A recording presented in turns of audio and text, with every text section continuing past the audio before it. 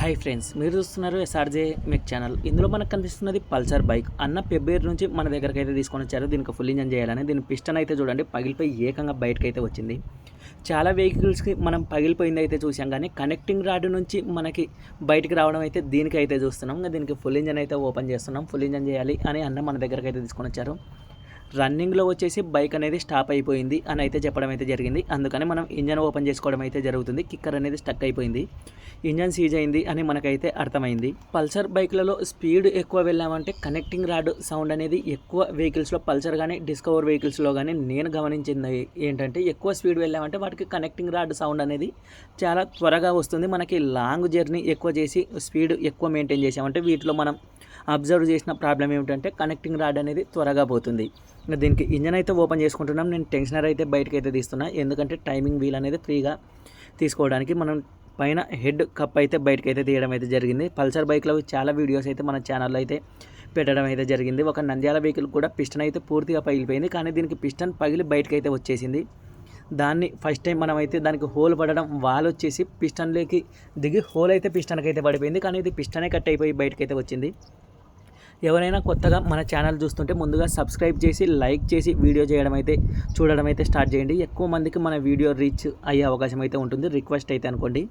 ఇక్కడ నేనైతే హెడ్ అయితే బయటకు తీసాను. మీరైతే ఇక్కడైతే చూడండి, పూర్తిగా మనకి పిస్టన్ అయితే పగిలిపోయింది. మనకి ఎప్పుడైతే స్పార్క్ ప్లగ్ బయటకు తీసినప్పుడే దీనికి పిస్టన్ పగిలిపోయింది అని అయితే అర్థమైపోయింది. ఎందుకంటే స్పార్క్ ప్లగ్ అనేది దాని ఫేస్ పవర్ ఎక్కడైతే జనరేట్ అవుతుందో అక్కడ పగిలిపోయి అయితే ఉంది. అప్పుడే మనకి లోపల డ్యామేజ్ జరిగింది అని అయితే అర్థమైంది. మీరు చూసారంటే పిస్టన్ మనకి ఏ సైజు ఉంటుంది, ఏ సైజు మిగిలింది, మనకి అది దగ్గరగా 2.5 ఇంచుల వరకు అయితే ఉంటుంది. ఇది 1 ఇంచు కూడా లేనంత కట్ అయిపోయింది మనకి పిస్టన్ అయితే. ఆ కట్ అయిన పిస్టన్ ముక్కలన్నీ ఎక్కడ ఉంటాయి అనేది కూడా నేనైతే క్లారిటీగా చూపిస్తాను.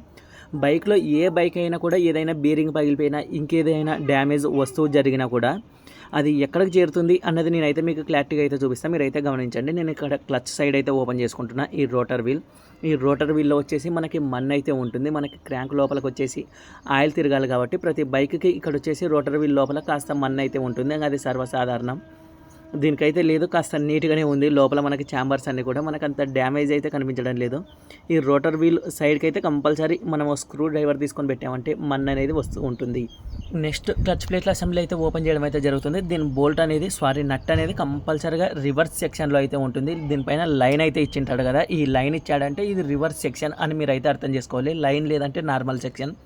కొన్ని లోకల్ నట్టి యూజ్ చేసామంటే దానికి లైన్ అయితే ఉండదు. పల్సర్ వెహికల్లో అది రివర్స్ సెక్షన్లో అయితే ఇస్తాడు. మీరు దాన్ని అయితే గుర్తుపెట్టుకోండి. అలాగే మనం ఇక్కడ జీపీటీ గేర్ వీల్ అయితే బయటకు అయితే తీసాం. క్లచ్ వీల్ కూడా బయటకు అయితే తీయడం అయితే జరిగింది. సిజర్ గేర్ వీల్ అయితే పట్టేసి బయటకు అయితే రాలేదు. ఇంకా సిజర్ గేర్ వీల్ కూడా మనం అయితే బయటకు తీసుకోవడం అయితే జరుగుతుంది. ఈ సిజర్ గేర్ వీల్ మనం టైమింగ్ ఏమాత్రం అటు ఇటు పెట్టినా కూడా బైక్లలో ఎక్కువగా నాయిస్, సౌండ్, వైబ్రేషన్ అయితే వస్తూ ఉంటాయి. వీటి టైమింగ్ కూడా పర్ఫెక్ట్గా అయితే చూసుకోవాలి. వీలైనంత వరకు సిజర్ గేర్ వీల్ షోరూంలోనే తీసుకోండి. బయట షోరూమ్ దాంట్లోకి కాస్త డిఫరెంట్ అయితే నేనైతే గమనించడం అయితే జరిగింది. సపరేట్గా ఏదైనా వీడియో అయితే చేస్తా వాటి గురించి. క్లచ్ బెల్ అయితే చెక్ చేయడం అయితే జరిగింది. అంత సేక్ అయితే లేదు. ఇక్కడ సిజర్ గేర్ వీల్ అయితే ఓపెన్ చేస్తున్నా. ఇందాక పిస్టన్ ముక్కలు అయితే మనకు కట్ అయిపోయాయని చెప్పా కదా, అవి ఎక్కడ ఉంటాయనేది కూడా నేనైతే క్లారిటీగా అయితే చూపిస్తాను. సిజర్ గేర్ వీల్ మనం కొత్తది చేంజ్ చేయడం అయితే జరుగుతుంది. షోరూంలోనే తీసుకోండి, బయట అయితే తీసుకోకండి సిజర్ గేర్ వీల్. ఎందుకంటే బయట తీసుకున్న దాని ప్లే కానీ షోరూంలో తీసుకున్న దాని ప్లే కానీ డిఫరెంట్ అయితే ఉంటుంది. నేను బయట తీసుకున్నామంటే ఎప్పుడైనా కానీ సిజర్ గేర్ వీల్ అదే ఒక 2 పాయింట్ల వరకు ప్లే అయితే ఉంటుంది. అదే షోరూంలో తీసుకున్నామంటే 1.5 పాయింట్ అయితే ప్లే అయితే ఉంటుంది. నెక్స్ట్ ఆయిల్ పంపింగ్ వీల్ అయితే ఓపెన్ చేయడం అయితే జరుగుతుంది. ఏ బైక్లో కూడా ఏదైనా వస్తువు పగిలిపోయింది అంటే అది ఆయిల్ ఫిల్టర్ ఈ ఆయిల్ పంపింగ్ వీల్ దగ్గరకు అయితే వచ్చి అయితే చేరుతుంది.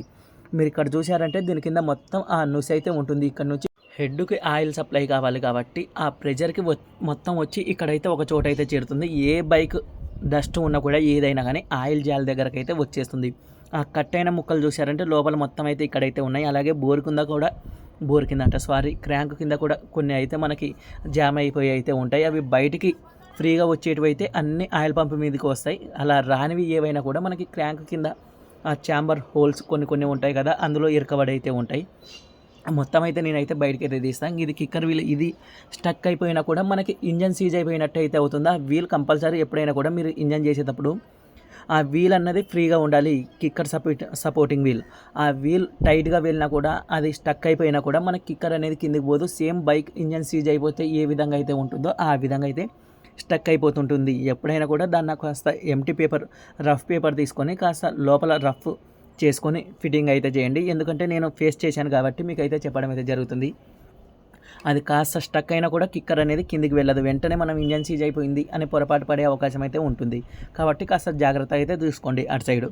నెక్స్ట్ మ్యాగ్నెట్ సైడ్ అయితే ఓపెన్ చేస్తున్నాం. మనకి పల్సర్ బైక్లలో మ్యాగ్నెట్ సైడ్ అయితే ఏవి చేంజ్ చేసే ఐటమ్స్ అయితే పడవు. ఓన్లీ ప్యాకింగ్ కిట్ లోపల ఆయిల్ సీల్ అయితే ఉంటుంది. అది ఏ దానికైతే డ్యామేజ్ అయితే జరగదు.